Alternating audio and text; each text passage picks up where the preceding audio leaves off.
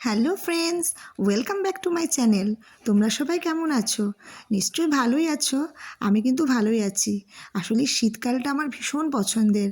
আর যদিও শীতটা একটু বেশি পড়েছে, কিন্তু তাও বেশ ভালোই লাগছে। তা প্রতিদিনের ডেলি ভ্লগগুলো না তোমাদের সাথে আর শেয়ার করা হয় না। কেন বলো তো, আমাদের মেয়েদের তো ধরো একই রকমেরই প্রতিদিনের কাজ, তাই ভাবি কী আর শেয়ার করবো।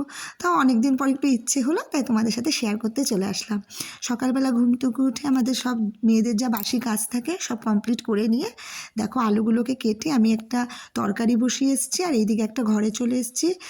ঘরের বিছানাটা একটু গুছিয়ে নিলাম। আর দেখো আমাদের জানলা দিয়ে কি সুন্দর রোদ এসেছে। পুরো মানে টানা রোদ থাকে এই ঘরটাতে। আর আমার ছেলে এই ঘরেই পড়তে বসে। এ দেখো ও ব্রাশ করছে, এখনই পড়তে বসে যাবে। তারপর আমাকে দেখো শাশুড়ি মার পুজো হয়ে গেছে, আমাকে একটু প্রসাদ দিয়ে দিল। আমি প্রসাদকে সোজা চলে আসলাম রান্নাঘরে। এসে এক কাপ গরম গরম চা, কারণ এই চাটা না খেলে আমি কোনো কাজই করতে পারবো না। আর এইদিকে দেখো আমার তরকারিটাও কমপ্লিট হয়ে গেছে। এই তো আসলে বাবার শরীর খারাপ হওয়ার পর থেকে না বাবা অন্য কিছু আর খায় না, ডাক্তার বলে দিচ্ছে খুব হালকা পাতলা খেতে, তাই এরকম একটা তরকারি করি যাতে বাবা মুড়ি খেতে পারে। তা বাবাকে খেতে দিয়ে চলে এসেছি আমার ঘরটা পরিষ্কার করতে। আমার ঘরটাও গোছগাছ করে নিলাম। আর আজকে এত সুন্দর রোদ উঠেছে, তাই ব্ল্যাঙ্কেটগুলো একটু রোদে দিতে এসেছি। এই যে আমাদের একটা মানে সিঁড়ি দিয়ে উঠতেই না একটা ব্যালকানি আছে, ওই ব্যালকানিতে যদি রোদে দিয়ে দিই তা বিকেল নয়, দুপুর 2টা-2:30 অবধি টানা রোদ পায়। তাই রোদে দিয়ে দেখো আমাদের বাড়ির পাশ দিয়ে যে রাস্তাটা গেছে, ওই ভিডিওটাও তোমাদের সাথে একটু শেয়ার করলাম। তখন কিন্তু বেশি বাজে নেই, 9টা মতন হবে। তারপর দেখো সব সবজি দিয়ে আমি একটা সেদ্ধ ভাত করি, প্রায়ই আমার ছেলেকে খাওয়াই, কারণ এখনকার বাচ্চারা তো সবজি খেতে একদমই ভালোবাসে না। তো এই ভাতটা করলে অন্তত আমার ছেলে সবজিগুলো একটু খায়। তারপর বাজার চলে এসছে, বাজার থেকে যে মাছ এনেছে, মাছগুলোকে ধুয়ে নিয়ে লবণ হলুদ মাখালাম। এবার মাছগুলো ভাজবো, ভেজে রান্না করার পালা। আর ও হ্যাঁ, এক দিদিভাই আমাকে কমেন্ট করেছে যে দিদিভাই তোমার গলার ভয়েসটা না খুব সুন্দর।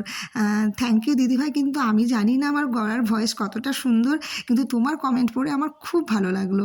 আরেক দিদিভাই কমেন্ট করেছে যে দিদিভাই তুমি কি আবৃত্তি শিখতে? তোমার গলার ভয়েসটা কিন্তু আমার খুব ভালো লাগে। না গো, আমি আবৃত্তি কোনো দিন শিখিনি, তবে স্কুলে অনেকবার পার্টিসিপেট করেছি, তবে আমি গান শিখেছি। এই কিন্তু কমেন্টগুলো পড়লে না খুবই ভালো লাগে। এ দেখো আমি মাছগুলো ভাজছি। আর আমার যেন তো মাছ ভাজতে খুব ভয় লাগে।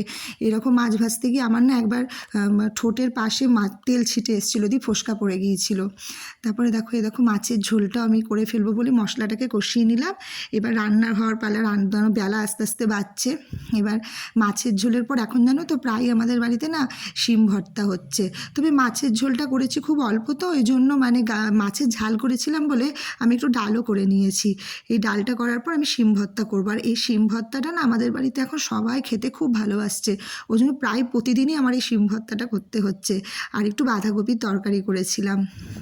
আর কেন বাঁধাকপির তরকারিটা শীত চলে গেলে তো আর ভালো লাগবে না ধরো। তা রান্নাবান্নাগুলো এখন মোটামুটি মানে শেষের দিকে, কেন ঘড়ির কাঁটা কিন্তু এখন 1:30টার ঘরে মোটামুটি ঢুকবো। আর আমি এদিকে বাবাকে খেতে দিয়ে আমার ছেলেকেও খেতে দিয়ে দিলাম, কেন ও আবার পড়তে যাবে। তা ওর খাওয়া হয়ে গেল, ওর খাওয়া হয়ে যাওয়ার পরে আমরাও খেতে বসলাম। ভিডিওটা আর তোমাদের সাথে বাড়ালাম না, ততক্ষণের জন্য টাটা।